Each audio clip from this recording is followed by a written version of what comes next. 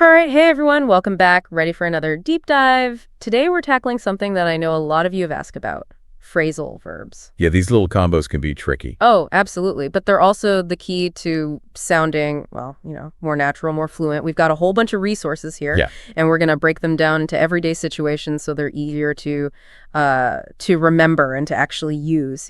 It's all about making them practical. Right. So let's kick things off with a scenario we all face, morning routines. The daily grind. Yeah, exactly. I'm curious, have you ever struggled with the whole wake up versus get up thing? Oh, for sure. They seem interchangeable. I know, right? There's a subtle difference. I hit sneeze like a million times before I actually, roll out of bed. Well, think of it this way. Wake up is simply becoming conscious. Okay. Get up is the action, the physical getting out of bed. Ah, so it's like consciousness versus action. Ex- That makes so much more sense. Okay, so let's say you've finally gotten up, you're going about your day. Have you ever found yourself running out of something, like coffee or time? Oh, constantly. I know, right? My coffee disappears in like 5 seconds. Running out of really captures that feeling of depletion. Yeah. But, it could be applied to more than just physical things. Think about, projects at work. You can run out of steam on a project. That initial motivation just fizzles out. Or you can run out of options when you're facing a tricky dilemma. I like that. So it's not just, running out of actual stuff. It's like a broader sense of, nothing left. Exactly. Now, speaking of running out of things, I have a confession. I was once so excited to meet some friends for a movie that I completely forgot to turn off the lights at home. Oh, no. Yeah, my electricity bill was not happy. We've all been there. And while we usually use turn off for lights or appliances, Right. think about how it applies to emotions, too. You can try to turn off your anxiety Okay. or turn off those feelings of anger. Oh, that's interesting. It's like controlling those internal switches. So we've got a control panel of emotions. Excited. And sometimes, we just need to hit off. Take charge. All right, let's switch gears a little bit. Let's talk about the wonderful world of work and study. Emails, deadlines, those ever-growing to-do lists. The joys. So how do you usually catch up on work when you're, feeling behind? Sometimes I just end up staring at my computer screen, like completely overwhelmed. I hear you. Catching up on definitely implies that feeling of being behind and trying to get back on track. Yeah. But what if, instead of seeing it as a burden, Okay. we saw it as a challenge, an opportunity to test our organizational skills? I like that. A challenge, not a chore. Exactly. Okay. Let's say you're working on a big project and you need to make sure everything is, perfect. How important is it to look over things carefully before hitting that submit button? I've definitely learned that lesson the hard way a few times. Oh, more times than I can count. Looking over isn't just glancing at something. Right. It's actively engaging with it, paying attention to the details. Actually, one time I was looking over a contract and almost missed this crucial clause buried in the fine print. It was a good reminder to be thorough. Oh, wow. That's a close call. Sometimes I just wish I could call off all my meetings and escape the office for a bit. I know, right? Just take a walk, maybe grab a coffee. But if we think about call off more broadly, Okay. it's not just about canceling meetings. It can be any planned event, a social gathering, a business trip, even a project that's just not working out. So it's like hitting pause, reassessing, and then deciding whether to, keep going or change direction. Exactly. Sometimes calling off something can be the most productive thing you can do. Okay, enough about work. Let's talk about something more fun, like social interactions and relationships. Do you have someone in your life who you just totally click with, someone you really get along with? Oh, absolutely. And getting along with someone goes beyond just liking them, right? Yeah. It's about mutual respect, I understanding, like that. and a shared sense of humor. It's like, a dance where both partners are in sync. And what's fascinating is getting along with someone doesn't mean you always agree. It's about navigating those differences, finding that sweet spot where everyone feels heard and valued. So true. Sometimes things don't work out, though, and we have to, make that tough decision to break up with someone. Breaking up is usually associated with romantic relationships. Right. But it can apply to friendships, partnerships. Yeah, for sure. Even breaking free from negative habits. Oh, I like that. It's like recognizing when a connection, whatever kind it is, isn't working. Yeah. And having the courage to change it. Hopefully, though, if there are disagreements, we can make up and reconcile. Absolutely. Making up signifies that restoration of harmony, willingness to forgive, Yeah. understand, and move forward together. Now, have you ever been in a conversation where you needed to, steer the topic in a certain direction? Oh, yeah. All the time. I always feel so awkward doing that. Well, that's where bringing up something strategically can be really helpful. Okay. It's about subtly guiding the conversation. For example, If you're at a networking event and you want to learn more about someone's work, you could casually bring up a recent industry trend That's good. or an article you read Yeah. as a way to spark a conversation. That sounds so much smoother than just abruptly changing the subject. A bit more graceful. Speaking of social situations, another confession. I'm always late. Like always showing up late, even when I try my best to be on time. Oh, I feel that. Once I was meeting friends for a concert and I got stuck in traffic. By the time I arrived, they were already halfway through the opening act. And showing up isn't just about physical arrival either. Oh. It's about making an appearance, whether it's at an event, in someone's life, even metaphorically, like when an opportunity suddenly shows up. I never thought of it that way. So it can be both literal and figurative. Exactly. It adds another layer of meaning. Okay, let's talk about travel. You know that feeling of anticipation when you're about to set off on an adventure? Oh, yeah. I love that feeling. Whether it's a road trip, a flight across the ocean, even just exploring a new part of your city. Yeah. There's something so exciting about it. Setting off really captures that sense of purpose. Right. That feeling of embarking on a journey. And once you set off, chances are you'll be picking up or dropping off something along the way. For sure, and for sure. Souvenirs, travel buddies, new experiences, who knows? But picking up and dropping off aren't just for physical things either. Think about skills. You can pick up a new language while traveling. That's true. Or maybe drop off some bad habits along the way. It's like an exchange of both tangible and intangible things. Exactly. And speaking of travel, navigating public transport can be its own adventure, especially figuring out when to get on or get off. Oh, tell me about it. I once missed my stop because I was so engrossed in a book that I completely zoned out. I've done that too. Getting on and getting off represent transitions, right? Yeah, entering or exiting a particular space or situation. It's easy to get lost in your own world and miss those important cues. Well, we've covered quite a bit in this first part of our deep dive. Everyday routines, work, social interactions, even travel. It's amazing how these phrasal verbs pop up everywhere. They really do. And what's cool is they make our speech sound so much more natural and informal. It's like they add flavor to our language. Exactly. And I think what we're seeing is that using these phrasal verbs isn't just about sounding like a native speaker. It's about understanding those subtle nuances of English. Right. And using them to communicate more effectively. It's about unlocking a whole new level of fluency. And I think our deep dive has just scratched the surface. It really is amazing. You know, how these little verbs and prepositions can add so much depth to the way we express ourselves. Like, yeah, there are these hidden gems sprinkled everywhere in our conversation. Yeah, exactly. And we don't even realize it. So we've talked about how phrasal verbs show up in our daily routines, work, social stuff. But what about those unexpected situations? Ah, yes. You know, life throws a curveball. Life is full of surprises. Exactly. And it's amazing how phrasal verbs are perfect for describing those moments. Yeah. Have you ever had plans change suddenly? Oh, all the time. And you had to figure out a new solution, like right on the spot? Oh, countless times. I remember one time I was supposed to fly to a conference. Yeah. And my flight got canceled last minute. Total chaos. I had to figure out new travel arrangements while juggling everything else. It was a mess. Figure out is like the ultimate problem-solving phrasal verb. It is. It implies adaptability. Yeah. You know, thinking on your feet. Yeah, like our inner detective comes out. Exactly. Okay, what about those difficult situations? Oh, yeah. The ones that really test your patience, you know? For sure. Have you ever had to deal with something like that? Well, dealing with something means confronting it head on. Okay. It's about like navigating those tough situations with grace. One time I had to deal with a huge setback at work, a project that just completely fell apart. It was stressful, but it definitely taught me about perseverance. It's like those moments force us to level up our skills. Right. Become more resilient, you know? Exactly. Sometimes, though, when things get tough, we just want to back out. Have you ever felt that way? Backing out could be a good move sometimes. Yeah. Especially when you realize a situation just isn't right for you anymore. Like it doesn't align with your goals, I see. or your values. So it's about knowing your limits. Yeah. And making choices that are good for you. I once backed out of a business partnership when I realized our visions weren't the same. It was a tough call, but it allowed me to find opportunities that were a better fit. Sometimes you have to back out to let something better come in. Exactly. Now, when we're dealing with unexpected things, sometimes we need help. For sure. Have you ever had to reach out to someone for support? Oh, absolutely. Reaching out is so important. It's acknowledging that we don't have to go through things alone. Yeah. It's about connection. You know, I went through a personal crisis once, and I was so hesitant to reach out to my friends. Yeah, I get it. But when I finally did, their support was incredible. Sometimes it's hard to be vulnerable. It is. But it's in those moments when we reach out that real connection happens. I completely agree. Okay, let's shift gears again. When things get overwhelming, Mm-hmm.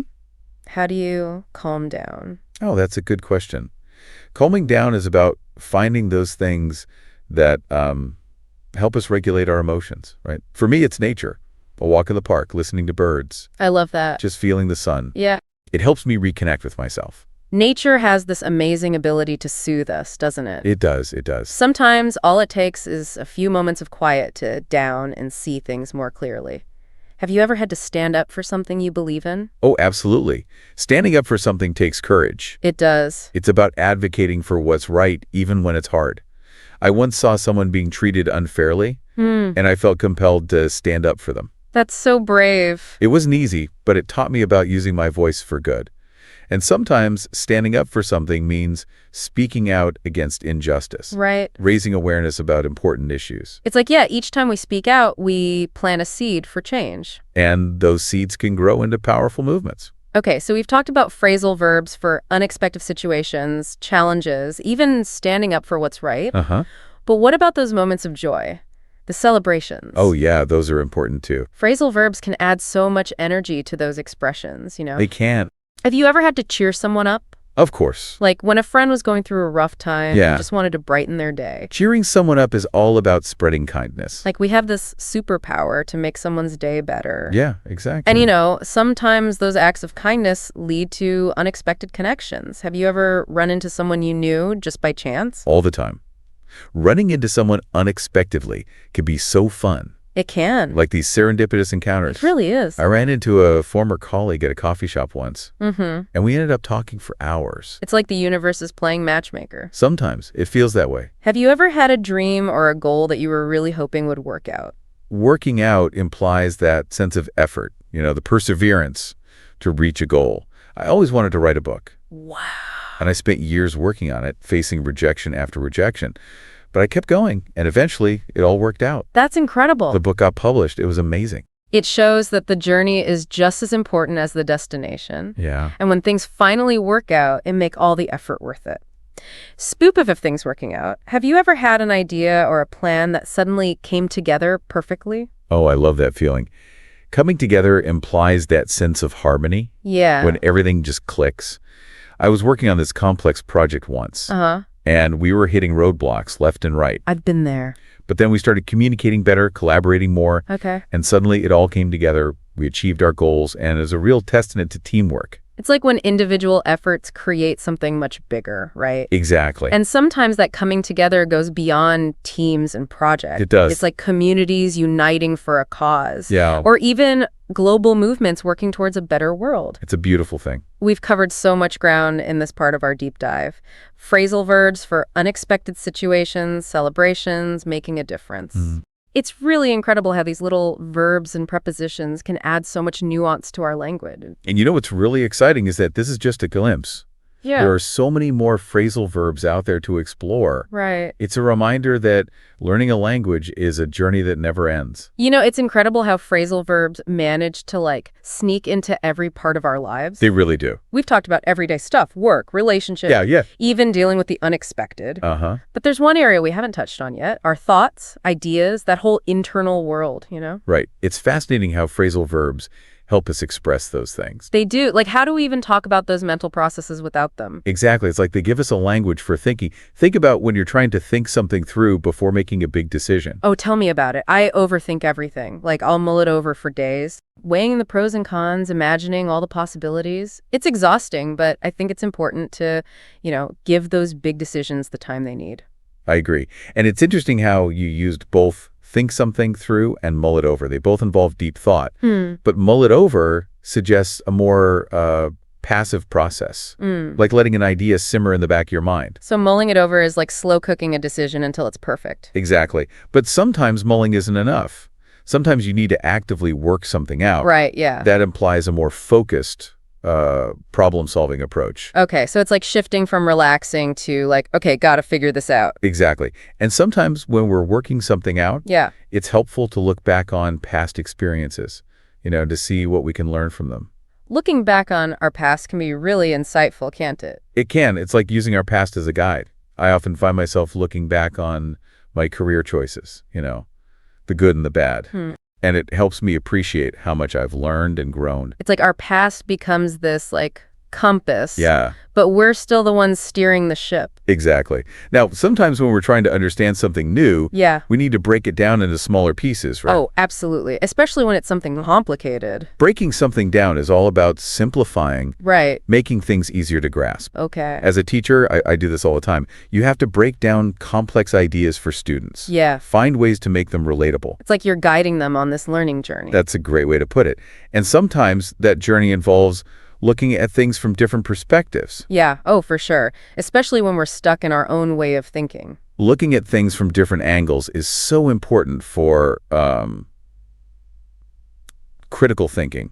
It's about challenging our assumptions. Yeah. Yeah. You know, I had a disagreement with a colleague once, Mm-hmm. and we were both so focused on our own viewpoints. Yeah, I've been there. But then we tried to look at the situation from each other's perspective. We didn't have to agree, Right. but it helped us understand each other better. It's amazing how just shifting our perspective can, like, open up a whole new understanding, you know? It can, and that understanding can lead to coming up with new ideas. Oh, yeah. Coming up with new ideas is all about creativity, you know? Yeah. It's those moments when inspiration strikes. You know, some of my best ideas have come from unexpected places, Really? like a chat with a friend or just observing nature. I like that. It's about staying curious and open. Those aha moments. And sometimes those aha moments help us come into our own, you know? Exactly. Coming into your own means embracing your strengths, Right. finding your voice, Oh, fair. living authentically. You know, I spent years trying to fit in, but then I realized I needed to embrace what makes me unique. That's when I truly came into my own. It's a powerful message. Accepting yourself, celebrating your individuality. It makes me think about language itself, you know? Yeah. It's always evolving, coming into its own. New words, new meanings. It's beautiful, isn't it? It is. Well, we've explored phrasal verbs in so many different ways. We have. Everyday life, work, relationships, the unexpected, even our thoughts and dreams. And it's just the beginning. Right. It's amazing how these little verb and preposition combos can add so much depth to our language. They really are powerful tools for communication. They are. So as we wrap up this deep dive, I want to leave you with this.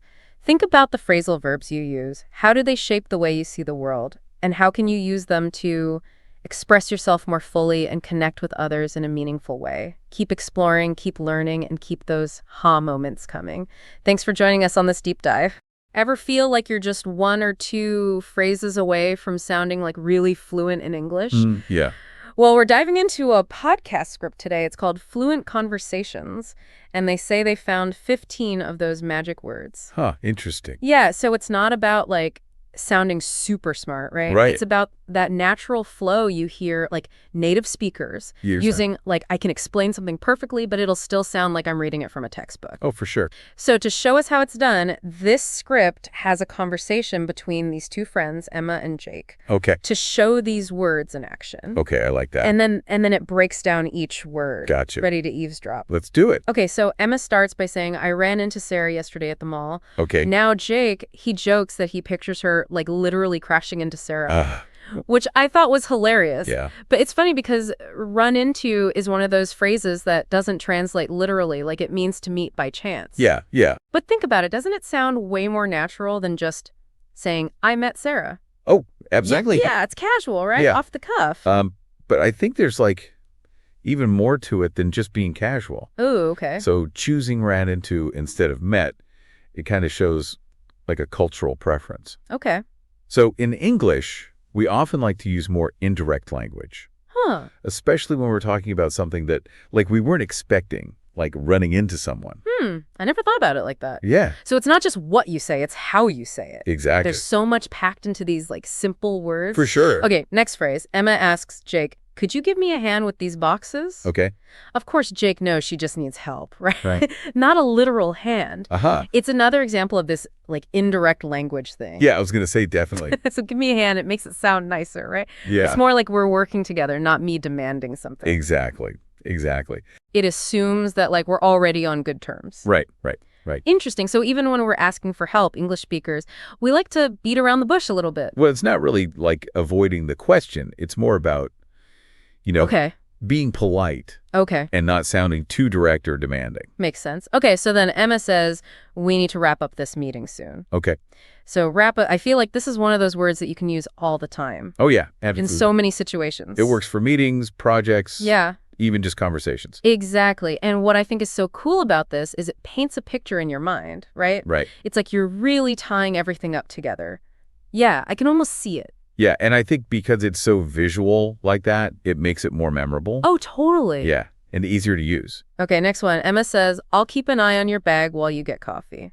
Okay? So it's more than just watching it, right? Okay. There's like responsibility there. Yeah. Like saying, I got you covered. Yeah, and I think that's why it's so effective. It's Oh. like there's that deeper meaning, you know? Yeah. It's not just the words, but it shows the trust between Emma and Jake. Okay, up next, Emma says, hang on, I need to grab my jacket before we go. Okay. It's so simple, right? Yeah. But like so important for every day. Oh, yeah. I use it all the time. Who hasn't yelled that running out the door? Yeah. But like it's friendly, right? Yeah. It's not like an order. It's just like, hey, wait a sec. It's just a quick little, hold on. Yeah. And it also, like, it implies it'll be quick, you know? Yeah. You're not asking for a lot. Okay, now this next one, I feel this one in my soul. Okay? Emma says, I messed up my presentation, but my teacher was really understanding. Oh, yeah? Mess up. It's interesting, right? Yeah. Because it's like, it doesn't sound as bad as like fail. Fail sounds so final. Totally. This is more like you tripped up, but you can recover. Yeah. And it also shows that she's, like, taking ownership, you know? Yeah. But without beating herself up too much about it. Which is good life advice in general, I think. Right. Okay, now Emma asks Jake, can you drop me off at the bus station? Mm-hmm. Now this one's interesting Oh, how so? because it like kind of shows how we have certain social rules just with language. Oh, boy. Like you wouldn't just ask a stranger to drop you off. Right. You kind of doing them a favor. Yep. It assumes you already go in that way and you're cool with going a little out of your way. Yeah, exactly. It's way more natural than saying like, can you please transport me to the bus station using your vehicle? Oh, my God, yeah. Okay, what does Emma say next? So Emma says, I'll check it out and let you know. Okay. It's like the perfect thing to say if you want to show you're interested. Oh, yeah, for sure. It's way better than just saying like, okay, Right. you're actually going to like do something. Yeah, exactly. Even though it's simple, you know, Yeah. it shows you're, like, thinking ahead, Yeah. which is good. Okay, then Emma mentions she has to come up with a good idea for our project. Oh, yeah, this is something we can all relate to, Ugh, tell me about it. whether it's for work Mm-hmm. or just, like, trying to figure out what to make for dinner. Seriously. It's that mental struggle. Like, you're trying to make something new. Okay, next up, Emma gets excited and says, I'm looking forward to our trip next week. Okay.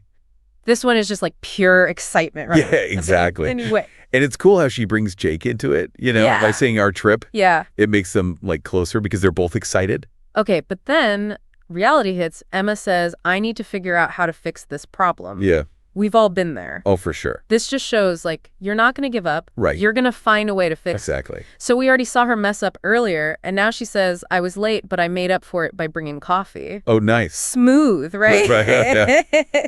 Like, you messed up, but you're going to make it right. Yeah, it's like a little apology, but without actually saying sorry. I like that. It's like, you know, you messed up, Mhm. but you're trying to fix it.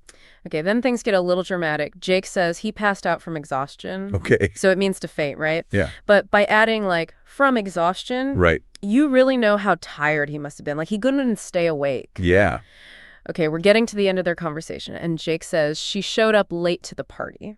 Okay. So he's just saying what happened, right? Right. But showed up, it kind of sounds like he's, like, judging her a little. Yeah, like it was her choice to be late, Yeah. not something, you know, that she couldn't control. Interesting. Yeah. So even a little word like that, it can show what you really think. Okay, finally, Jake says, we had to put off our meeting until next week. Mm. I feel like this is so much nicer than saying we canceled. Oh, Like, it's not gone forever. Right. It's just waiting for a better time. Yeah, like we're still committed. Exactly. So that's all 15 words Yeah. in action. That was cool. And remember, the podcast, we're deep diving into fluent conversations. They give you a challenge. Oh, fun. So they have 3 sentences. Okay. And you have to figure out which word fits best. Okay. First one, I link my keys, and now I can't find them anywhere. Oh, I hate when that happens. So relatable. The perfect word is messed up Okay. because it's your fault, you Yeah. know, and you're like frustrated because of it. Second challenge, I'll blank your dog while you're on vacation. Okay. So this one is all about taking care of something, right? Right. So the answer is keep an eye on. Much better than saying, like, I will supervise your canine. Oh, my God. Yeah. Way too formal. Okay, last challenge, let's blank dinner until next week. Okay. So we're just moving it to later. Yeah. The best word here is put off. It's like hitting the pause button. Exactly. I love how, like, effortlessly those words fit into the sentences. Yeah. It's like they were made for them.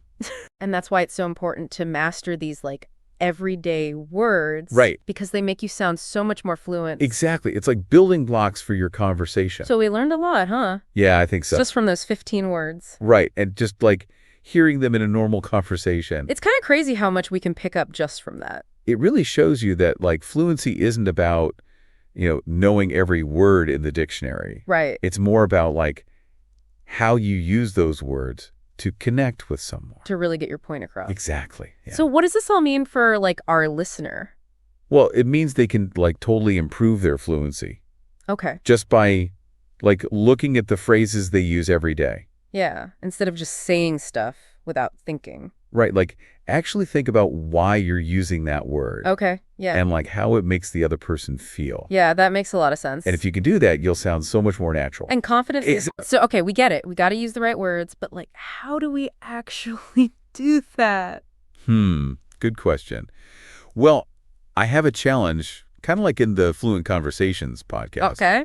Think about some other simple phrases that you could start using today. That would make us sound like more natural. Exactly. Ooh, that's a tough one. Yeah, but I think like one thing you could do is like pay attention when you're watching a movie Okay. or a TV show and see how they say things. Oh, yeah, steal their lines, basically. And then like actually use them when you're talking to someone. Right, don't be scared to try it out. Yeah, and see what works, see what feels good. Exactly, it's like a little experiment. I love We that. can even like all share what we find. Oh, yeah, that would be cool. Everyone can like learn from each other. Because at the end of the day, language is about connecting with people, right? Yeah, it's about like building relationships, sharing what you think. Exactly. And the better you are at English, the easier that is to do. So true. So keep exploring, keep experimenting, and keep those conversations flowing. Couldn't have said it better myself. Until next time, happy language adventures. All right, welcome back to the deep dive. We're diving into advanced everyday English this time. We've got Stephen Collins' book. It's not like, your typical grammar textbook, I'll tell you that. Oh, no, not at all. Yeah. It's much more exciting than that. Yeah, it's packed with these like colorful idioms and expressions, stuff you wouldn't find in, just your average English class. Definitely. What I think is so cool about this book is that it's not just defining the words, it's showing you how to use them. Right. How to actually weave them into your conversations and, add that extra layer of nuance and really make your English sound more authentic. Yeah, totally. Okay, so let's just jump right in. Okay. One that I saw, I was like, oh, to rub someone up the wrong way. I mean, who hasn't met someone who just like knows how to push your buttons? Right. It's funny how that idiom really captures that subtle way that, we can irritate each other, sometimes without even realizing it. Yeah. The book gives an example of someone who like brags a lot. Uh-huh. And that rubs another person the wrong way. Yeah. It's not just being annoyed. It's a very specific type of, irritation. Right. That comes from, those personality clashes. Yeah. Or just, different opinions. Yeah, totally. It's like nails on a chalkboard, but like for your soul. Yeah. Speaking of feeling irritated, how about this one? To do one's head in. Oh, yeah. Perfectly captures that feeling of being overwhelmed and frustrated. It's like, when you're trying to put together, I don't know, some furniture. Yeah. And the instructions are like written in hieroglyphics or something. Absolutely. I think the book mentions how it's that like, you're stressed. Yeah. But this is like you've hit your limit. Yeah. You've been troubleshooting the computer for hours and you just want to chuck the whole thing out the window. Oh, been there. Yeah. And while we're talking about kind of, these big emotions, how about to be gutted? This one like hit me right in the feels. Yeah. Like that feeling of like devastation, like when your team loses, in the final seconds of a huge game. Yeah, or it's such a powerful image. Yeah. Of like emptiness and despair. Yeah. It's so much more like evocative than just saying, I'm sad. Right. It's that raw emotion. Totally. All right, let's go to something like a little lighter, a little more fun. Okay. How about to get a kick out of something? Oh, yeah, I love that word. This one just makes me smile. It's about finding pure joy, excitement in something. Like, I don't know, you discover a hidden talent or you try a new recipe. It's delicious. What I love about that one is the energy of it. Yeah. It's not just enjoying something. Right. It's that like burst of, yes, pleasure. Yes. From something unexpected or exciting. It's like, when you finally figure out that puzzle. Yeah. You've been working on for days. And it's contagious. Yes. When someone else is genuinely excited about something. Yeah. Just get swept up in it. Absolutely. Okay, this next one, I feel like it's a little tricky. To be past it, I feel like this is often used humorously. Right. To suggest that, someone's getting a little too old for something. Uh, But there's a fine line, I think, between, like, playful teasing and then, unintentional offense. Yeah, you're right. The context is everything. It's all about the intention. Yeah. And, it can be that lighthearted way to acknowledge, time is passing. Right. But, if it's not used sensitively, it can be dismissive. Right. Even ageist. Yeah. So, think before you speak. Right? Especially with things like that. Okay, back to some fun ones. Once in a blue moon. This one's pretty self-explanatory, right? It is something that happens very rarely. Yeah. What I find interesting is the book highlights how it's often used when people are, like, complaining. Right. About how infrequent something is. Yeah. Like they're emphasizing the frustration. Yeah, totally. Like, oh, this amazing thing happens so rarely, I might as well just, like, give up all hope. Exactly, yeah. Okay, so for the go-getters out there, we've got to psych oneself up for something. Oh, yeah. This is all about, like, mental preparation, positive self-talk. Like when you're facing a challenge. It's about using, like, your mind to influence how you're going to do. Right. Think of an athlete visualizing their success before a big competition. Yeah. Or, a musician calming their nerves before a concert. Yeah. It's really interesting how language can be used as that tool. Yeah. For, self-motivation. Right. Totally. And empowerment. And sometimes we need all the mental strength we can get. Yeah, for sure. Especially when, shall we say, we are skint. Oh, skint.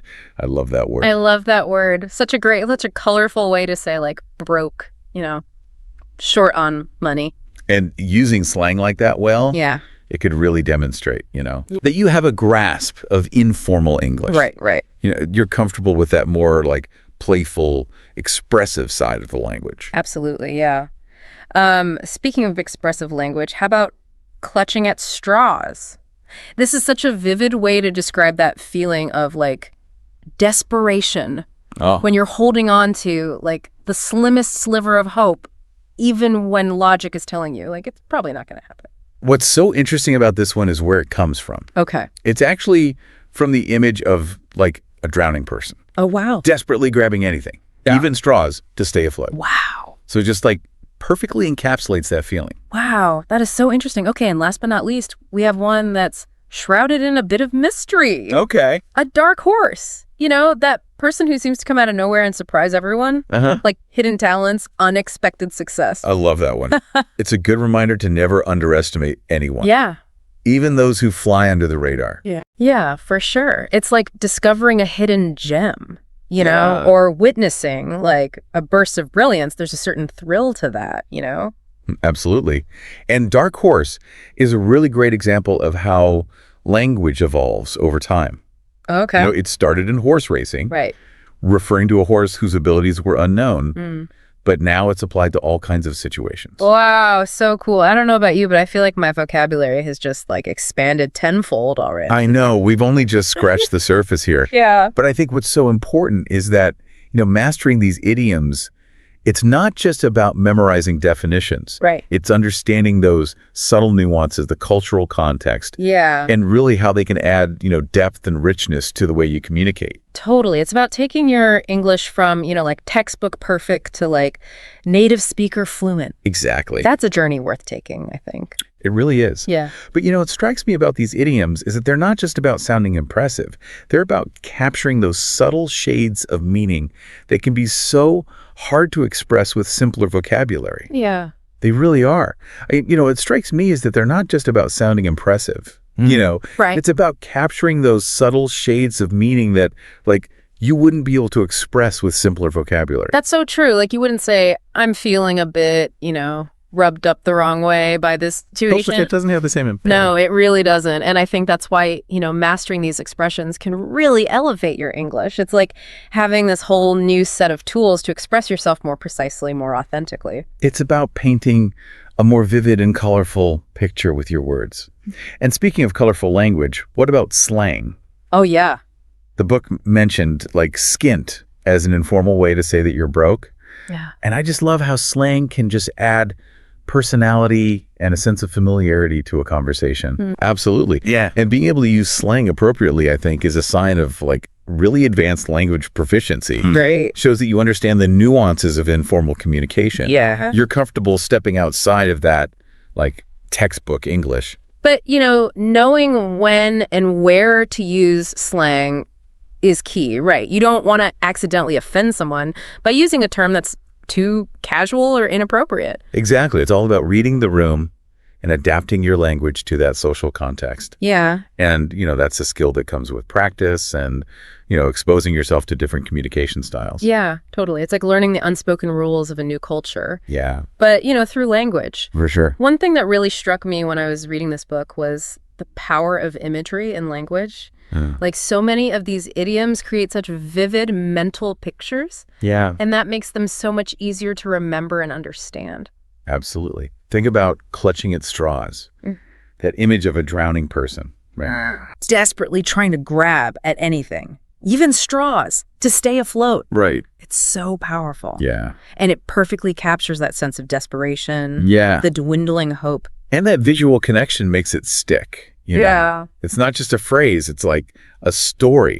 And stories are powerful tools. They are. And that's what's so great about advanced everyday English. It's not just a collection of idioms. Right. It's like a guide to unlocking the storytelling potential of English. Right. It's about understanding how these expressions can add depth and humor, emotional resonance, all of that. It's about taking your English to the next level, where you're not just speaking the language, but you're wielding it Exactly. with confidence and finesse. And that brings us to, I think, a really important point. Context is everything. Yes, it is. We talked about it with slang, like social context, but it really applies to all aspects of advanced English. Right. What might be considered polite or appropriate in one culture Right. could be super offensive or inappropriate in another. It really could. So cultural awareness is key. You can't just learn a list of words and phrases. You have to understand the nuances of how they're used Exactly. in different situations and across cultures. That's where resources like this book can be so helpful. Right. They're not just giving you the vocabulary, they're giving you the insights Right. into how it's used. Like having a cultural guidebook, alongside your dictionary. So let's dive into some specifics here. Remember to be past it. Yeah. We talked about how this phrase can be both playful and potentially offensive. Right. Depending on the intention, the relationship between the speaker and the listener. Right. In a group of friends who are close, it might be a harmless way to tease someone about getting older. Yeah. But in a professional setting, Yeah, or if you don't know the person well, could be perceived very differently. totally. So knowing your audience is so crucial. And I think that sensitivity to context, that's a hallmark of truly advanced English. It really is. It shows you're not just fluent in the language, you're fluent in the culture, Yeah. the social norms. It's about going beyond the textbook Yeah. and developing that intuitive understanding of how language works in the real world. And that intuition comes from, exposure, practice, being willing to embrace the complexities of language and culture. It's a journey, not a destination.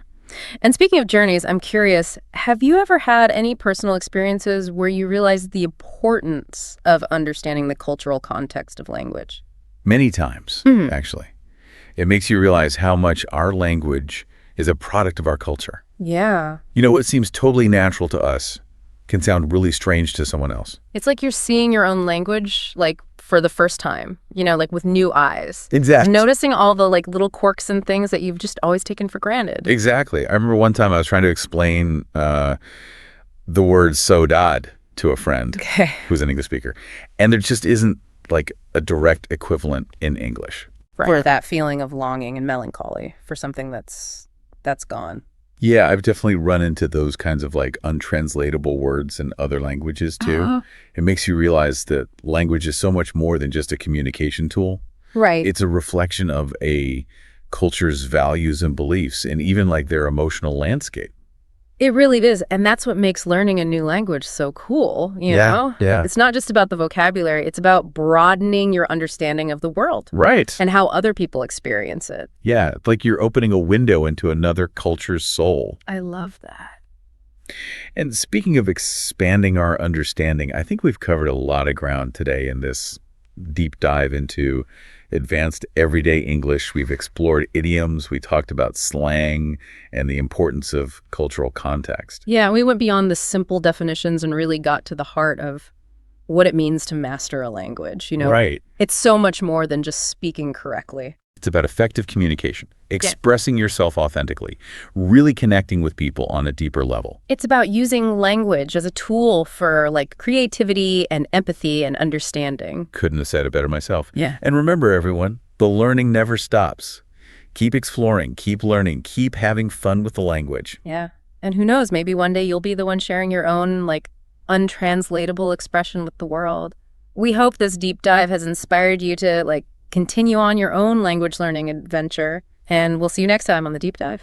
All right, get ready, because we're going deep into some really cool English expressions. Yeah. We're talking about the kind of stuff from our source, advanced everyday English, that can really take your communication skills to the next level. I think what's really neat about this particular collection is that it's not just about, trying to sound impressive or anything like that. Yeah. It's more about understanding the subtle nuances of the language and how these expressions can really add depth and richness and even a touch of humor to your conversations. Humor. Okay, now we're talking. So is this guide like a secret decoder ring for the English language? You could say that, yeah.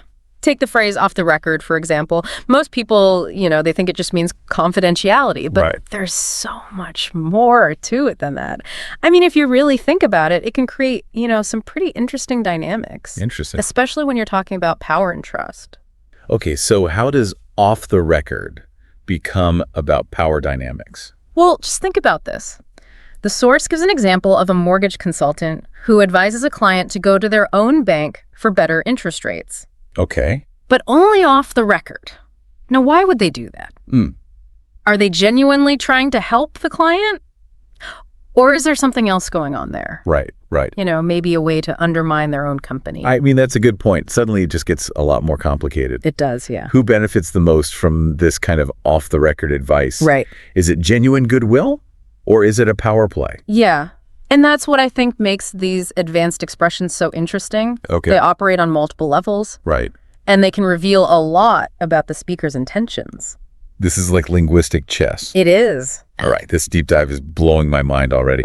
But let's move on to a word that I think we often use without fully appreciating it. Okay. And that word is outgoing. We all know it describes someone who's, sociable, Sure. extroverted. Yeah. But I feel like there's more to it than that. There is a lot more to it. Outgoing can also refer to expenses, right?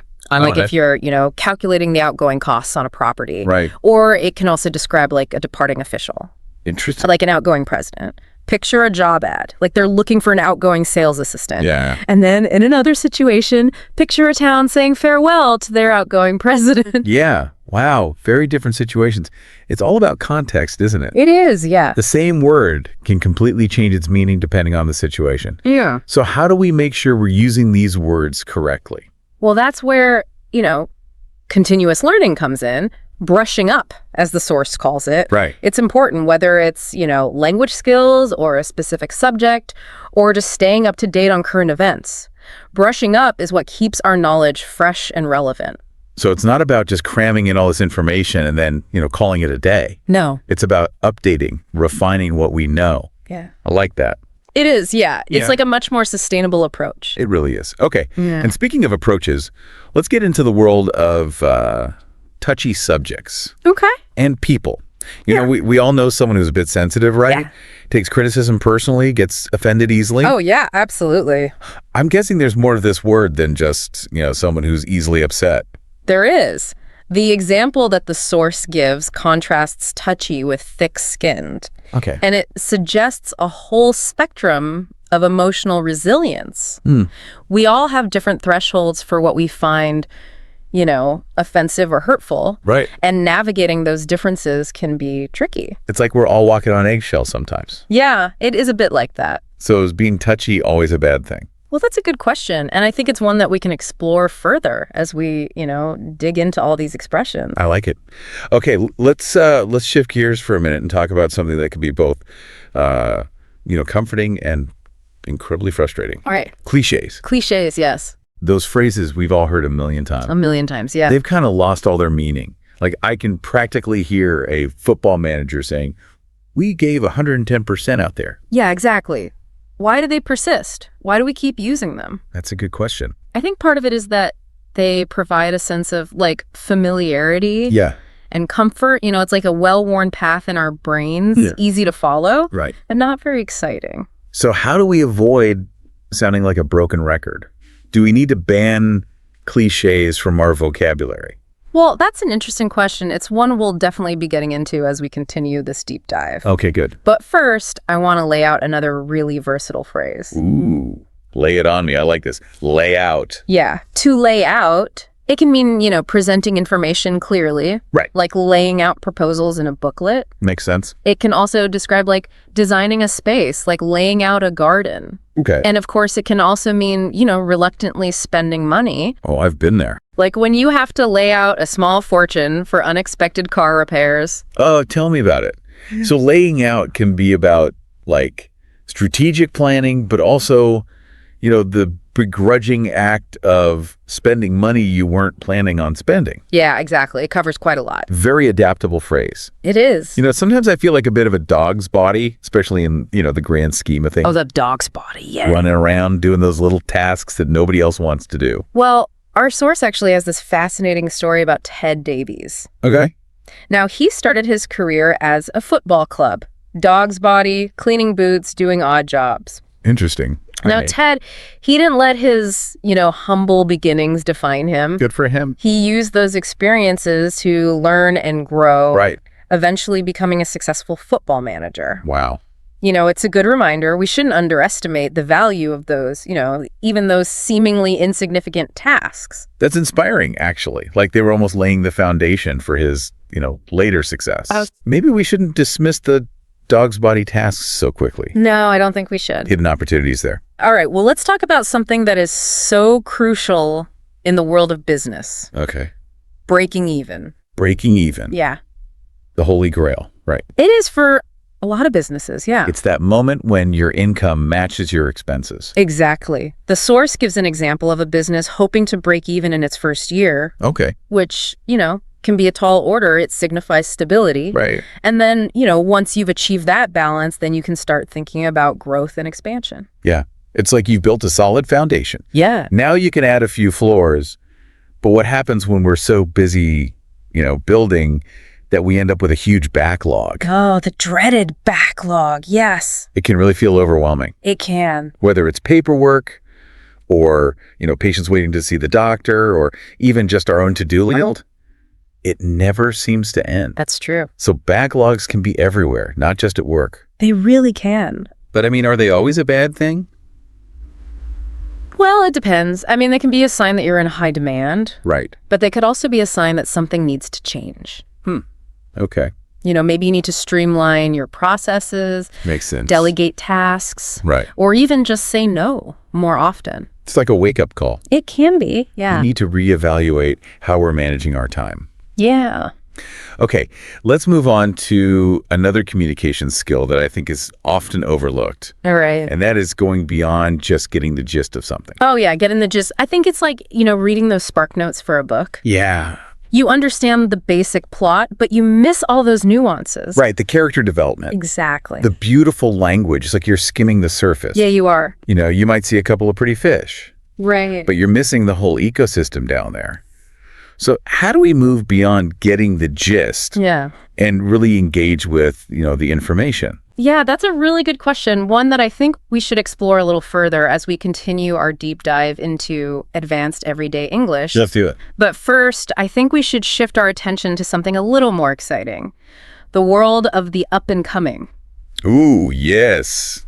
The up-and-comers. I like that. Those individuals or those trends that are poised for, you know, greatness. This source gives a great example.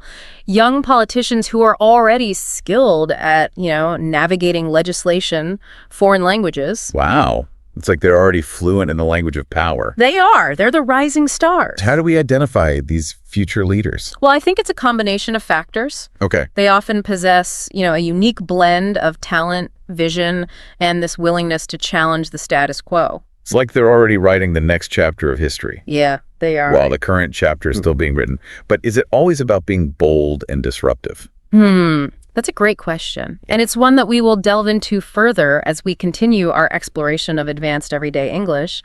All right. Sounds good. So we were talking about these young, up-and-coming politicians. Right. Those rising stars. But, up-and-coming isn't just limited to people. It can apply to, trends and ideas as well, things that are, gaining momentum. Right. On the verge of becoming the next big thing. Yeah. So how do we spot these trends? Is there like a secret formula or something? I wish there was, but I think it's a matter of, paying attention, keeping your finger on the pulse, so to speak. Reading, observing, talking to people, really immersing yourself in the world around you. So it's about being curious, staying informed. Exactly. And also, not being afraid to think outside the box, challenge those conventional assumptions. Okay. So be curious, challenge assumptions. Yeah. Got it. Now let's talk about something that can be a little bit tricky. Right. The whole idea of, framing our thoughts. Framing, yeah. How we use language to shape the way that people perceive our message. Because it really does matter, doesn't it? It does, yeah. Even those seemingly simple choices like, active versus passive voice or, choosing specific adjectives, it can have a huge impact. It can. The example that the source gives is the phrase up in the air. Okay, up in the air. On the surface, it just means, uncertain. Right, like plans for the weekend that haven't been finalized. Exactly. But the way we use it can convey a whole range of emotions. Right. Imagine like a business owner telling their employees that their jobs are up in the air. Oh, yeah. Because of financial difficulties. Oh, that takes on a whole new meaning. It does. It's suddenly loaded with anxiety, uncertainty. So it's not just the words themselves. No. It's how we use them. Yeah, it's about creating a mood. Okay. So much to think about. All right, another expression that we all encounter from time to time, and it's not always pleasant. Right. To rub someone up the wrong way. Oh, yeah, we all know that person. Ugh, yes. That person who just, I don't know, they just get under your skin. They do. And they might not even mean to. Right. But something about them, just rubs us the wrong way. So why is that? Why do some people have that effect? It's a good question. Is it a personality clash? A difference in values? Who knows? The phrase itself, though, rubbing someone up the wrong way, really does suggest a kind of fundamental incompatibility. Like yeah. Two gears grinding against each other. Oof, yeah. Creating that friction. Yeah, and friction can, generate heat. Ooh, I see where you're going with this. And rubbing someone up the wrong way, well, that can lead to conflict. Yeah. Resentment. Right. Even like a breakdown in communication. Okay. I'm going to try to be more mindful about how I'm rubbing people. Yeah. And speaking of breakdowns, let's talk about that moment when we finally reach our breaking point. The final straw or the last straw. Yes, it's that one event or action that just pushes us over the edge. Right. Like, I don't know, you've been putting up with a lot of nonsense. You have, yeah. And then suddenly there's this one thing and that's it, I'm done. Exactly. You've had enough. It's like that old saying, the straw that broke the camel's back. It really is. So how do we know when we've reached that point? That's a really good question, an important one too. And I think it's something we should talk about more as we continue our deep dive into advanced everyday English. Okay, sounds good. But first, I want to focus on another really crucial communication skill. Okay. The ability to weigh up different sides of a situation before making a judgment. Weigh up. Okay, what does that mean to weigh up something? Well, it means taking a step back. Okay. Gathering information. Right. Analyzing the pros and cons. Looking at it from different angles. Exactly. And, considering different perspectives before you actually reach a conclusion. It's like being a judge. You have to examine all the evidence. You do. Before making a ruling. And that process of weighing up, it's so important. I can see that. Especially in those really complex situations. Yeah, where there's no easy answer. Yeah, it's about being thoughtful and deliberate. Okay, but sometimes even after we've, weighed up all the options, we still need more information. Right. So how do we draw out that information from someone who might not be so willing to share? Drawing out information. That is a skill. It is, yeah. You need finesse, you need strategy. It's like being a detective. It is a bit like that. You have to ask the right questions. Right. Create a sense of trust. Okay. Be patient. Let the information kind of come out naturally. Exactly. And Yeah. that's such a valuable skill It is, yeah. in all aspects of life, from personal relationships to professional negotiations. It's about connection. It is. All right. Well,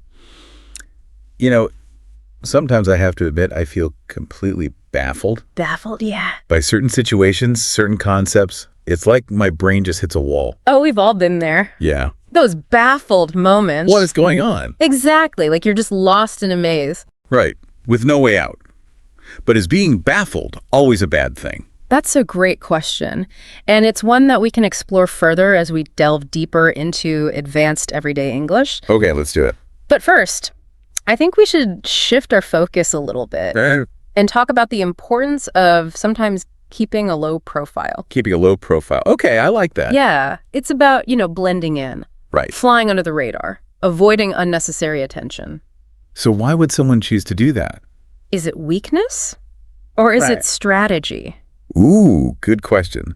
So when is it a good idea to keep a low profile? And when should we, stand up and be noticed? Those are good questions. They are. And they're questions we'll definitely address as we continue to explore advanced everyday English. Okay, good. But for now, I want to dive into a phrase that I think we all relate to, especially in today's, crazy busy world. Uh-oh, I know where this is going. The dreaded backlog. Oh, the backlog, that ever-growing mountain of stuff. Yes. Emails, tasks, just responsibilities. It never ends, does it? It really doesn't. So the question is, are backlogs always a bad thing? That's a good point. Hmm. Maybe they're a sign that we're, in high demand. Could be. We're just so popular we can't keep up. Right, that's one way to look at it. But they could also be a sign that something needs to change. Right. Maybe you need to, streamline those processes, Yeah. delegate some tasks, Okay. or even just say no more often. It's about setting boundaries. It is, yeah. So sometimes a backlog is a wake-up call. It can be. We need to reevaluate how we're spending our time. Absolutely. Okay, so speaking of reevaluating, let's talk about a concept that's particularly relevant in the business world. All right. Breaking even. Breaking even. Yeah, the dream, right. For any entrepreneur. It is. It's that point when your income finally matches your expenses. Exactly. No profit, but no loss either. You're in the black. You are. The source gives the example of a business hoping to break even in its first year, which, can be a huge accomplishment for a new business. It's a sign of stability, It is, yeah. and it kind of lays the groundwork for future success. So it's like you've weathered the storm. Yeah. You've reached safe harbor. But what happens when we face, setbacks? Right. Challenges. How do we push through and come through those tough times? That is a really great question, and it's one that I think we should spend some time discussing as we delve deeper into advanced everyday English. I like it. But for now, I want to shift our focus to something a little more extraordinary, the realm of the unheard of. Ooh, okay, the unheard of. I like that. Yes, it refers to something so rare Right. or so unusual that it defies our expectations. Like stumbling upon, I don't know, like a hidden oasis Yeah, in the exactly. middle of the desert. It's a moment of surprise, Yeah. and wonder. It challenges our assumptions. Okay. So how do we respond to the unheard of? Do we embrace it? Or do we, kind of cling to those familiar ways of thinking? I think that's a really interesting question, and honestly, it's one that we could probably spend hours debating. I bet. But for now, I want to switch gears a little bit and talk about a phrase that often walks this, fine line between humor and hurt feelings. To give someone stick. To give someone stick. Okay. It basically means to tease Right. or make fun of someone. Right. But it can so easily backfire if you're not careful. Yeah. I mean, it's like, those friends who they love to poke fun at you, Yeah. but sometimes their jokes hit a little too close to home. They do, yeah. So how do we master the art of, giving stick without causing offense? That is the million-dollar question. It all comes down to understanding your audience. Right. Their sense of humor, the context. Right. Sometimes, a little bit of teasing can strengthen a bond, Sure. but sometimes it can create, tension and resentment. Yeah, it's a delicate dance. It is. Okay. Speaking of delicate, let's Yeah. talk about a phrase that captures that feeling of being stuck in a state of limbo. Okay. Up in the air. Up in the air. Yes. That frustrating feeling of not knowing what's going to happen. Right. The source mentions it in the context of, a business decision Right. that hasn't been finalized yet. Okay. And it leaves everybody, feeling a bit uncertain, a bit anxious. Yeah. It's like waiting for those exam results. Ugh. You're on edge, you're anticipating the outcome, but you have no control over it. You're just stuck You are. in this holding pattern. Yeah. So is there anything we can do about that? Well, that's another really good question, and it's one that we can unpack further as we explore advanced everyday English. Okay. Sounds good. But for now, I want to shift our attention to another situation that can be equally unsettling, Okay. being out of one's depth. Ooh, I've been there. It's like being thrown in the deep end Right. when you don't know how to swim. Exactly. You're surrounded by all these experts, Yeah. and they're speaking a language that you barely understand. Oh, I know that feeling.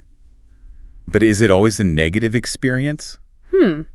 Well, that's a question worth exploring. Yeah, it is. But for now, I want to talk about the more practical side of things.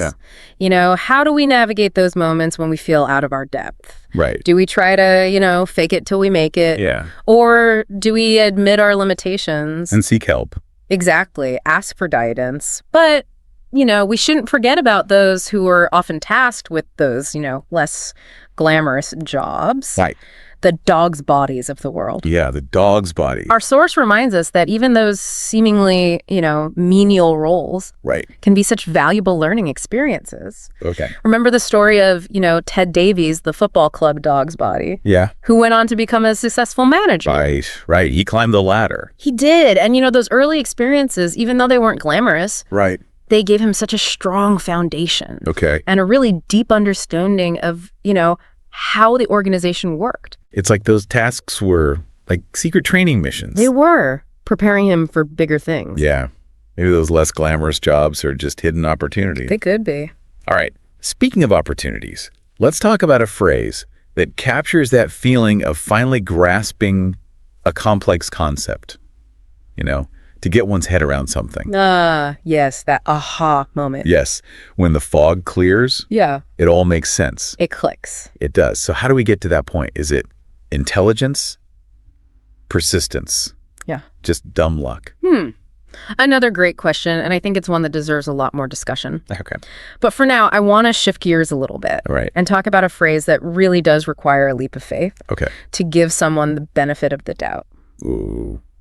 The benefit of the doubt. Yeah. Choosing to trust someone, even when you have those nagging doubts. You do. So when is it wise to do that? When should we trust our gut? Right. Proceed with caution. Yeah. Our source highlights the importance of, extending trust, but also warns us against being, too naive, Right. too easily manipulated. It's like walking a tightrope. It is. You need balance, but you also need to be aware of the potential pitfalls. Okay. Finding that sweet spot. That's tough. Speaking of tricky, let's talk about a phrase that's all about, playful teasing, All right. lighthearted banter, Okay. to take the mickey out of someone. Oh, take the mickey. Yeah, that's a very British expression. It is. It's about poking fun, Yeah. but not being mean. No, not malicious. Right, right. So how do we walk that line? Well, like any kind of humor. Right. It's about being mindful of the other person's sensitivities. Right. And, not crossing that line into bullying or cruelty. So it's like friendly sparring. It is. You're aiming for those playful jabs, Yeah. not a knockout punch. All right. Speaking of time, let's talk about a phrase that captures that feeling of being completely absorbed, Okay. to lose track of time. Oh, lose track of time. We've all been there. We have. You're engrossed in a good book, Right. or you're having this amazing conversation, Yeah. and then boom, suddenly hours have gone by. They just disappear. It's like stepping into a time warp. It is. You emerge feeling refreshed, but also kind of disoriented. Right. Like, where did the time go? Exactly. But is losing track of time always a good thing? Or is it sometimes a sign that, we're avoiding something important? That is a really good question. And to be honest, I think it's one that requires a lot more thought and consideration. Yeah. But for now, I want to shift our attention to another aspect of communication, Okay. the unintended consequences of our actions. Ooh, the unintended consequences. Because sometimes, we say or do things Right. without fully realizing the impact they might have. Right, right. Like those ripple effects. Exactly. And, the word unwittingly captures that perfectly. Okay, unwittingly. Doing something without realizing the full consequences. Oh. The source gives an example of, someone unwittingly leaving another person stranded Oh, no. in a really chaotic situation. Well, that's a tough one. It is, yeah. A classic case of, good intentions gone wrong. It really is. So how do we avoid those kinds of, unwitting blunders? Well, I think that's a question we need to delve into a bit deeper. Okay. As we explore the world of advanced everyday English. Sounds good. But first, I want to focus on a phrase that really does capture that feeling of finally letting go. Okay. Of something that's been weighing on our minds. Right. To get something out of one's system. Get it out of your system. I love that feeling. Oh, it is such a relief. It's like purging those, toxic thoughts or emotions Exactly. that have been building up. Just clogging up your mental space. Yeah. But is it always a good idea to, get things out of our system? Well, it depends. Our source talks about, the benefits of expressing yourself authentically, but also, it acknowledges that sometimes, it can lead to hurt feelings. Right. Or unintended consequences. It's like handling, a really delicate piece of china. You have to be careful. You do. You don't want to drop it. Okay, so it's all about finding that balance. It is. All right. Speaking of delicate situations, let's talk about a phrase that captures that feeling of, unease, instability, Okay. unrest. Unrest. Yeah. We often use that to describe, social or political turmoil. Right. When tensions are high, Yeah. people are on edge. The source actually mentions unrest in the context of, a protest. Okay. That escalated into violence. Wow. It's a reminder that, when frustrations reach a boiling point, things can spiral out of control Yeah. pretty quickly. It's like watching a pot of water Yeah. slowly heat up. Yeah. And then suddenly boil over. So what can we do to, address those root causes of unrest? Prevent those situations from escalating? Is it dialogue? It's a really good question. It's a big question. It is. And to be honest, it's one that we could probably spend hours unpacking. Yeah, for sure. But for now, I want to shift gears a little bit and talk about a phrase that's all about financial abundance. To rake it in. Oh, rake it in. Okay. Yeah. Evoke those images of, Money, money, money. scooping up piles of cash. Yeah. A true sign of success. It is. But is raking it in just about money? Good question. Or is there more to it? I think there might be. And I think it's something that we should definitely explore further as we continue our deep dive into advanced everyday English. Okay, let's do it. But first, I want to talk about another aspect of language learning. Okay. And that is the importance of going beyond just, skimming the surface. Skimming the surface, Yeah. right? Like reading the Wikipedia entry instead of the whole book. Exactly. The source really does emphasize the importance of engaging with information on a deeper level. Delving into those details, Right. uncovering the hidden layers of meaning. It's like the difference between looking at a painting from afar Yeah. and studying it up close. You get so much more out of it. You do. It's about depth of understanding. That's where the real insights lie. Oh, why? Okay, speaking of insights, let's talk about a word that captures that feeling of utter astonishment. All right. Gobsmacked. Gobsmacked. It's like being struck by lightning. It is. You're just speechless. Yeah. You're in shock. The source uses gobsmacked to describe someone's reaction to, an unexpected turn of events. Right. Pure surprise and disbelief. Exactly. Like, winning the lottery. Oh, yeah. Yeah. You're happy, You are. but you're also in shock. You are. It's a lot to process. But, let's not forget about those things that were once all the rage, Right. but have now kind of faded into obscurity. Okay. The source uses the term passé Passé. Yeah. to describe something that's just, outdated. No longer fashionable. Exactly. It's like, that old song Yeah. that you used to love. Right. But now it just makes you cringe a little. Makes you cringe. Passé evokes that sense of nostalgia. It does. But also, the recognition that times change. Right. Tastes change. What was once cool is now, yeah. Now it's just embarrassing. Yeah. Like looking at old photos of yourself. Exactly. What was I thinking? Okay, speaking of cringeworthy, let's talk about a word that really captures that feeling of, visceral disgust. Oh, okay. Squeamish. Squeamish, yeah. It's like, you see something gross. right. You just want to look away. You want to run away. The source uses squeamish to describe, someone's reaction to the sight of blood Yeah. or gore. It's like that, It's that physical reaction. Yeah, it's like your stomach is doing flips It is. and you just want to escape. So is squeamishness just a physical reaction? Well, that's a really interesting question. And I think it's one that we could discuss at length. For sure. But for now, I want to shift our focus to something a little bit different. Okay. The importance of not dwelling on negative experiences. Ooh. Not dwelling on the negative. Yeah. Because we all do it, don't we? We do. We get stuck in those loops, Right. replaying past mistakes, Yeah. worrying about, what might happen. The what ifs. The what ifs. And our source really emphasizes the importance of focusing on the present, Right. letting go of the past. Easier said than done sometimes. It is. But dwelling on negativity, it just drains our energy. It does. And it prevents us from embracing those new opportunities. It's like carrying around a backpack full of rocks. It is. It weighs you down. Okay. So we need to lighten our mental load. We do. Focus on what we can control. Absolutely. But sometimes, even when we're trying to be, positive, we need a little extra boost. Yeah, we do.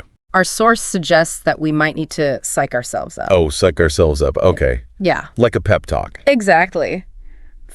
For a challenging task or, a difficult situation, All right. it could involve visualization, Right. positive affirmations, Okay. or even just, taking a few deep breaths. Right. And reminding ourselves that we can do it. Exactly. It's about finding that inner strength. Okay. So we've psyched ourselves up, We have, but then we encounter, resistance or opposition. right?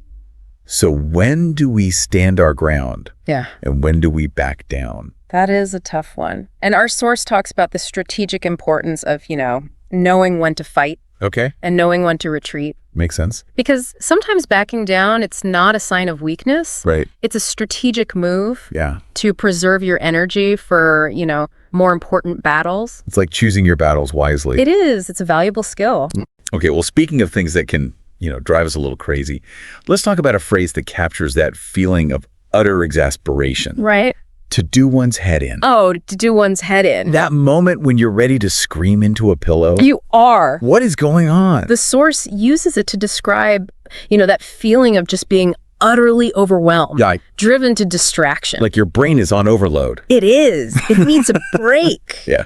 It's like trying to, assemble that piece of furniture. Right. Where the instructions make absolutely no sense. Exactly. And you just want to give up. You just want to chuck the whole thing out the window. Yeah. So how do we manage those moments when, our heads are about to explode? Well, that's a great question. It is. And it's one that we'll definitely unpack further as we continue to explore advanced everyday English. Okay. But for now, I want to focus on a word that captures that feeling of, something being ongoing Okay. and seemingly inescapable. Right. Perpetual. Perpetual. Okay. Like, I don't know, that dripping faucet Yeah. that you can never, quote, seem to fix. Exactly. A constant source of annoyance. Yeah. It's like a little reminder that, some problems just don't go away. They don't. But is perpetual always negative? Ooh, good question. Could it be positive? I think it can be. It can also be used to describe things that are enduring, Okay. reliable, like, the perpetual cycle of the seasons. Right. Or, the perpetual bond of friendship. So it's all about perspective. It is. Sometimes what seems like a curse is actually, a blessing. It can be. Okay. Well, speaking of things that can be both good, and speaking of things that can be both good and bad, let's talk about a word that captures that feeling of, disappointment or even pity. Pathetic. Pathetic. Yeah, that's a tough one. It is. It's like, I don't know, like watching someone trip and fall and you feel bad for them. Right. But you also can't help but chuckle a little bit. Yeah, it's like, the source uses it to describe a performance that's just so lacking in effort or skill that it's almost painful to watch. Right. It's that, like someone tells a joke and it just falls flat. Yeah. And you just cringe hoping they'll recover. Yeah. But is it ever okay to call someone or something pathetic? Isn't that a little harsh?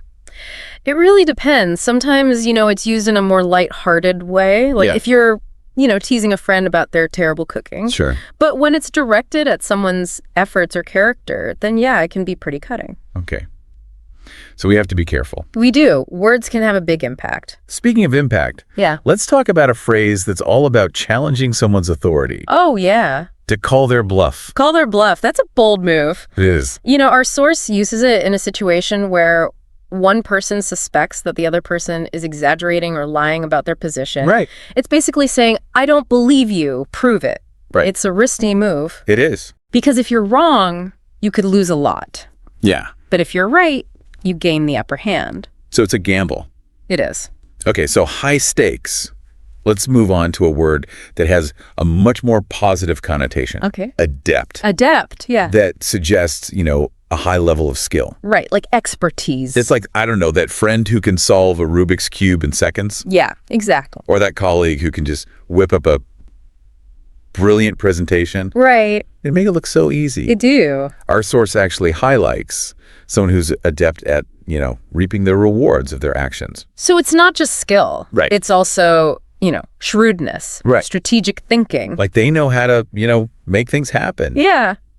But even the most adept individuals can get caught up in a frenzy every now and then. Oh, a frenzy. Yes. Right, that feeling of, I don't know, uncontrolled energy. Right, like a whirlwind. Yeah, whirlwind of emotions. Yeah, factions. Like being swept away by a current. It is a bit like that, isn't it? You lose control. You're just along for the ride. You are. But frenzies, Yeah. they don't last forever. Eventually things start to settle down. They do. And we enter this period of, dwindling. Dwindling. Yeah, it suggests, a gradual decrease. Like a fading light. Exactly. Or, I don't know, a melting ice cube. Yeah, that feeling of something slowly slipping away. Right.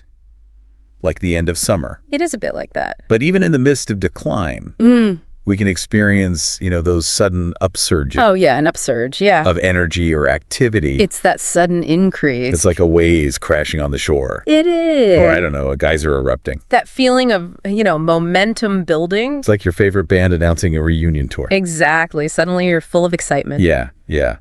But change doesn't always happen overnight. Sometimes it's a more gradual process, Right. Phasing in new ideas or practices. Phasing in, yeah.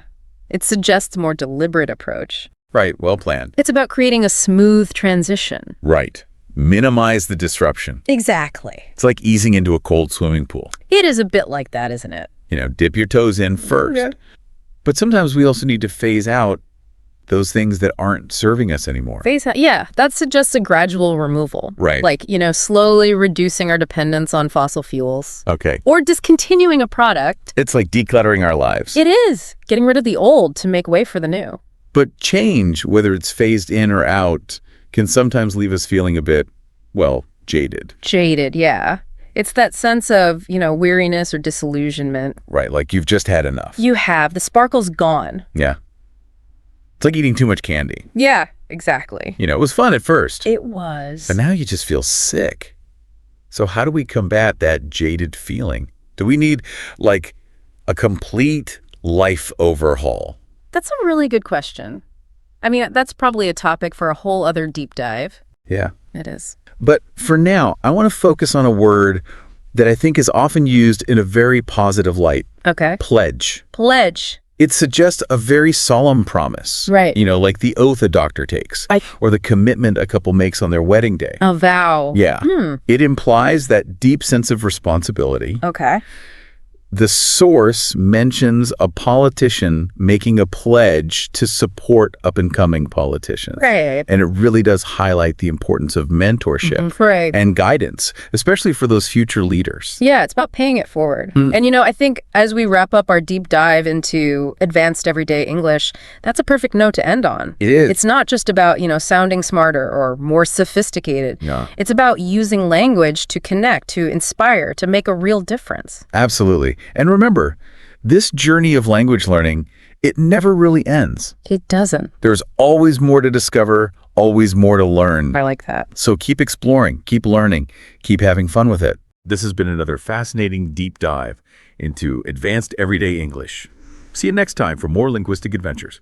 All right, so you want to really take your English to the next level, right? I mean, beyond just the basics to where you can handle anything. Exactly. It's Yeah. like going from, just getting by to really being able to express yourself, with nuance. Yeah, nuance. So in this deep dive, that's exactly what we're doing, exploring words and phrases that most learners might not know. It's like unlocking a secret code to fluency. It is. It's like having this whole extra layer of language at your disposal. And it's not just about sounding smart. Right. It's about understanding those subtle things, how people really use English in everyday life. Yeah, and how you can use it too. Like imagine being able to perfectly describe that person who, oh, they just drive you crazy. Yeah. Or you're in this tricky situation and you just need the right phrase to like nail it. Exactly. And that's what we're going to uncover today, words and phrases to deal with all sorts of situations, from social stuff to like really expressing your feelings. We've got idioms, slang, the whole shebang. I'm excited to dive in. Me too. Okay, so where should we start?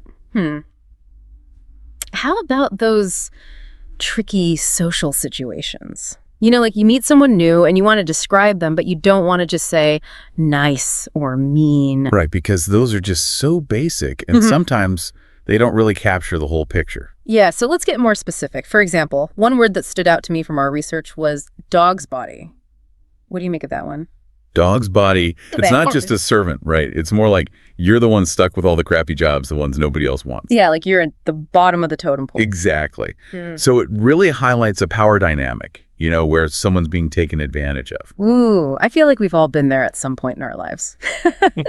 Okay, what about this phrase, off the record? Now, I always think of gossip when I hear that. It's really gossip. Yeah. It's like you're sharing this juicy secret, but you make it clear, hey, this stays between us. Right. Total confidentiality. But, and this is important, it also has this serious side, especially in professional settings. Oh, yeah, like if someone says off the record, I think, and then they tell you something sensitive. Exactly. It's like they're giving you this inside scoop, but they don't want to be officially quoted. High stakes. So it's all about context with that one, understanding what off the record really means in the moment. Okay, here's one that I think we can all relate to rub someone up the wrong way. Yes, those people who just have a knack for annoying us. Sometimes, without even trying, right? Oh, absolutely. But sometimes it's intentional. You know, they're doing it on purpose. Interesting. But even if it's unintentional, it's still important to understand why someone rubs us the wrong way, right? Yeah, because it could be a personality clash, maybe different communication styles. So maybe it's not that they're a bad person, just that we don't quite mesh well. Right. And that's where understanding these subtle social cues can really help. Okay, so we've got those tricky personalities down. Now let's move on to something a bit more fun. Idioms. Oh, yeah, I love idioms. They're like little puzzles that paint these vivid pictures. Exactly. And they add so much color to your language, making it more interesting and engaging. All right, so let's crack open one of these puzzles. What about clutching at straws? It sounds kind of desperate, doesn't it? Yeah, it does. Think about it like this. You're in a really tough situation. You've tried everything, and now you're just grabbing at anything, even if it's a long shot. Like applying for jobs you're totally unqualified for, or trying to fix a relationship that's clearly over. Exactly. Clutching at straws. It's that last-ditch effort when all else has failed. And we've all been there at some point, right? Yeah, totally. It's a universal human experience. Okay, here's another one making a mockery of. That's not just a simple complaint, is it? No, it's more intense, like you're saying. This is so wrong, it's almost laughable. Yeah, like it completely undermines the whole point of something. Right. Like imagine a rule is supposed to make things fair, but then someone finds a loophole and uses it to their advantage. You could say they're making a mockery of the whole system. Ooh, that's a good one. Okay, I'm loving these idioms. What else do we have? Well, how about we spice things up a bit with some slang? Oh, yeah, slang. It's like the secret handshake of fluency. It is. It adds that informality, that sense of, like, being in the know. Okay, hit me with a good one. What's on our slang list? How about gobsmacked? It's a fantastic word for expressing total astonishment. Gobsmacked. I like it. So, like, if you see something totally unexpected, something that just blows you away. Exactly. Like you're speechless, your jaw is on the floor. Okay, I'm definitely going to try to use gobsmacked this week. But, like, with all slang, it's got to be the right time and place, right? Oh, absolutely. Context is key. You wouldn't use gobsmacked in a formal meeting, but it'd be perfect with friends. So it's all about being streetwise with your slang choices. Exactly. And being streetwise is more than just knowing slang. It's about having that awareness of your surroundings, that social intelligence to navigate different situations. Like knowing when to speak up, when to stay quiet, when to blend in, when to stand out. It's that sixth sense that keeps you safe and helps you thrive in any environment. Okay, so we've covered some social situations, delved into idioms, and even dipped our toes into the slang pool. I feel like my English brain is getting a serious workout. What else is on our vocabulary adventure today? Well, we've only just scratched the surface. There's a whole world of nuanced words waiting to be explored, from describing those tricky in-between feelings to uncovering the power dynamics hidden within everyday language. Ooh, that sounds intriguing. I can't wait to delve into that. But for now, let's pause here and let all this awesome vocabulary sink in. We'll be back soon to continue our deep dive into advanced everyday English. See you soon. Welcome back. I'm really enjoying this, just diving into these words and phrases that we use all the time but don't always think about deeply. Me too. It's amazing how many layers of meaning there are to uncover, even in those seemingly simple, everyday words.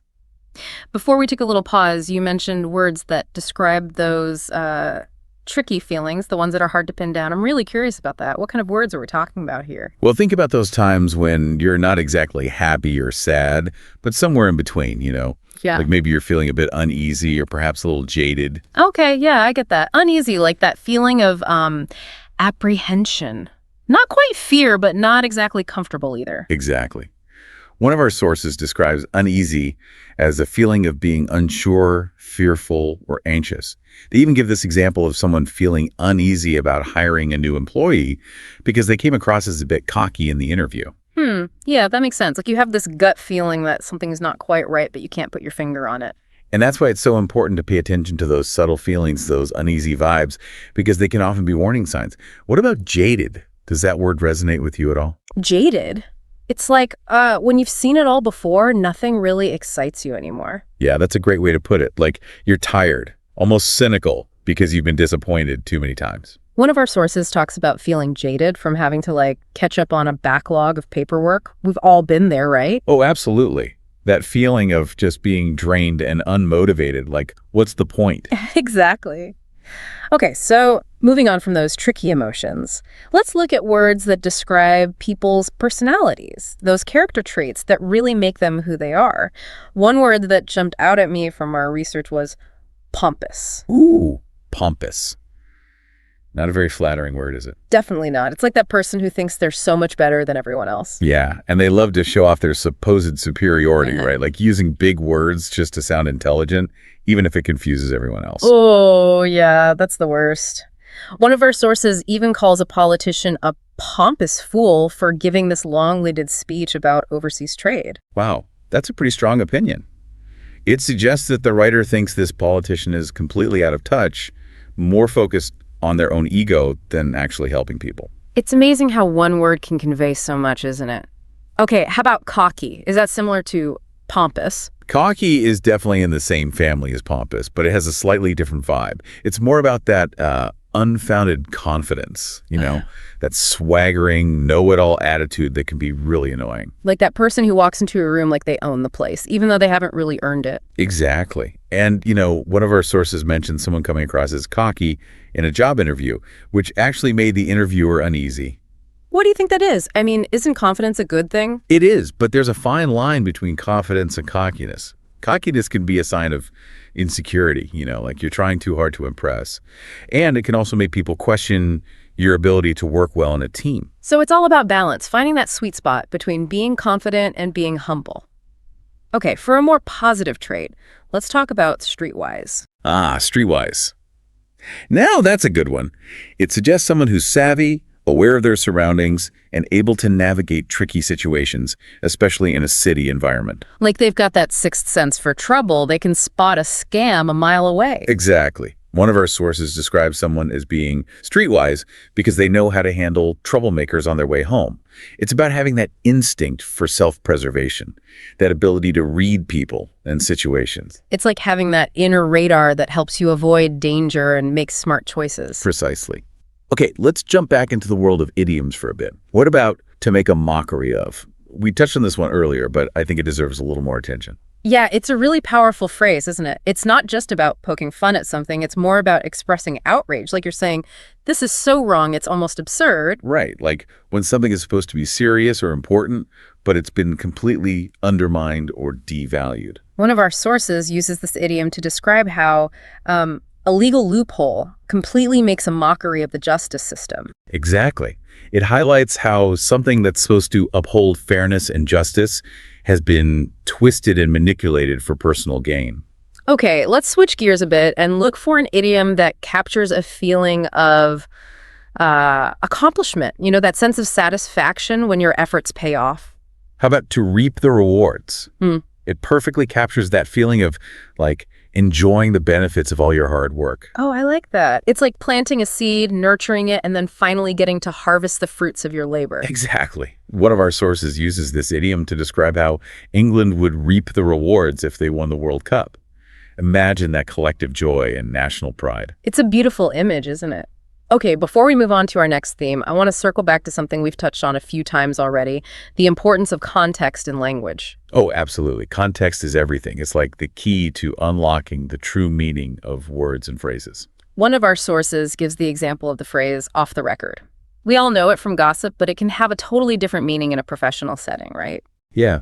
Like, imagine you're a journalist interviewing a politician and they say, off the record, I can tell you. That's a completely different ball game than gossiping with your friends. Right. So we have to be really careful about how we interpret language, paying attention to the subtle cues and the unspoken rules of the situation. Exactly. It's not just about the words themselves. It's about understanding the intentions behind them. Okay. Are you ready to explore our next theme? Oh, yeah. Hit me with it. What's next on our language adventure? Well, our next theme dives into the world of authority, influence, and control, exploring those subtle power dynamics that shape our interactions. We'll be looking at words like undermine, back down, and bluff, those moments when people are vying for power or trying to assert their dominance. Ooh, this sounds juicy. I can't wait to unpack those power plays. Me too. It's going to be a fascinating exploration of how language can be used to manipulate, persuade, and ultimately control the narrative. I'm ready to see how these words play out in real-life situations. Well, let's dive right in. One of our sources gives the example of someone undermining their colleague's authority by constantly criticizing their work. Ooh, that's a classic power move, isn't it? Trying to make someone look bad so you can climb the ladder. Exactly. It's a deliberate attempt to chip away at their confidence and credibility to make them question their own abilities. So it's not just about giving feedback. It's about using language as a weapon to gain the upper hand. What about to back down? That phrase always makes me think of like defeat. It does have that connotation, doesn't it? Like you're giving up, surrendering to the other person's will. One of our sources mentions sponsors backing down on their demands for the layout of Wembley Stadium. What do you make of that example? It sounds like a classic power struggle. Yeah. The sponsors trying to exert their influence, but ultimately having to concede to the stadium management. So sometimes backing down can be a strategic move, right? Like choosing your battles wisely. Absolutely. There are times when it's better to retreat and regroup than to risk losing everything in a fight you can't win. Okay, now for a word that I think we all use, but maybe don't fully understand, bluff. Oh, bluff. That's a good one. It's all about deception, right? Like pretending you have something you don't. Exactly. It's about projecting confidence, even when you might be feeling totally insecure. One of our sources describes someone bluffing their way through an exam. I think we've all been there at some point. Oh, definitely. That fear of being exposed as a fraud, that feeling of, oh my God, I have no idea what I'm doing. It's universal. But you mentioned earlier that bluffing can sometimes be a necessary skill. How so? Well, there are situations where projecting confidence, even if we don't entirely feel it, can be really helpful. Like, think about job interviews or salary negotiations. Sometimes a well-placed bluff can give you that extra edge. So it's about knowing when to bluff and when to be authentic, right? It's about reading the situation and playing the game strategically. Precisely. And that's where a deep understanding of language, those subtle nuances of meaning and intention, can be so valuable. It's like having that secret decoder ring that allows you to see through the smoke and mirrors and understand what's really going on. Exactly. And that's what we're trying to do here, to equip you with the knowledge and the tools to navigate these complex social interactions with confidence and fluency. I'm feeling so much more streetwise already. That's great to hear. But before we get too carried away with our newfound linguistic superpowers, let's take a moment to recap what we've learned so far.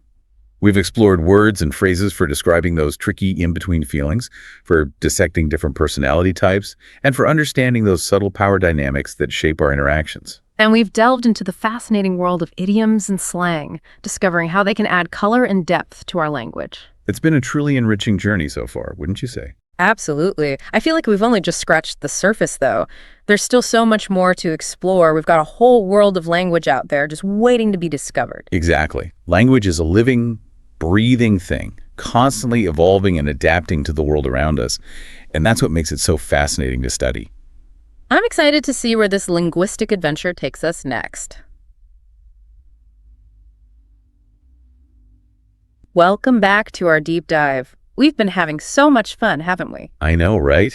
It's amazing how much there is to say about these words we use all the time. Before the break, we were talking about those words tied to power dynamics, like undermine. We talked about backing down, too. So what about bluff? Where does that one fit in? Well, with bluff, it's interesting because it all comes down to, this kind of performance. You're trying to project this image of confidence, even if deep down you might be freaking out. Right. It's like fake it till you make it. Yeah, kinda. Think about that example from our research. Someone bluffing their way through an exam. Oh, yeah. We've all been there, haven't we? Sweating bullets, trying to act like we know the answers when we really have no clue. Exactly. It's that classic fear of, what if they find out I'm a fraud? Imposter syndrome, big time. But you said earlier that bluffing can actually be a useful skill sometimes? Oh, absolutely. There are times when you kind of have to project that confidence, even if you don't fully feel it. Like imagine you're in a job interview or you're trying to negotiate a better salary. Yeah, I guess in those situations, a little bluff could give you an edge. Right. But it's a delicate balance because you don't want to come across as arrogant or dishonest. So it's all about reading the room, knowing when to push and when to hold back. Exactly. And that's why this whole deep dive is so important. It's about understanding those subtle cues, those layers of meaning that can really make or break a situation. It's like having a secret weapon, You can decode those hidden messages and use language to your advantage. Exactly. And as we've talked about, it's all about context. The same word can have totally different meanings depending on the situation, who you're talking to, even their tone of voice or body language. It's a reminder that language is never static, right? It's always changing, evolving, new words pop up, old words take on new meanings. It's kind of wild when you think about it. It really is. And that's what keeps it so interesting. There's always something new to learn, some new way to express ourselves. I feel like I've learned so much already from this deep dive. I mean, just thinking about all the words we've talked about, from describing feelings and personalities to navigating those power dynamics. It's a lot. It is. But hopefully it's also been really fun and engaging. Oh, definitely. So before we wrap up, any last bits of wisdom you want to share with our listeners who are, really keen to level up their English? Well, I'd say the most important thing is to stay curious. Pay attention to how people use language around you. Don't be afraid to ask questions if you hear a word you don't know. And most importantly, have fun with it. I love that. It's all about playing with language, experimenting, and seeing what happens. Well, that brings us to the end of our deep dive into advanced everyday English. Thanks for joining us. It's been a pleasure. Now, before you go, I have a little challenge for you. Pick one word or phrase we talked about today and try to use it in a conversation this week. You might be surprised at how it changes things, how it helps you connect with people on a deeper level. And who knows, maybe you'll even impress someone with your newfound vocabulary skills. Until next time, happy word nerding.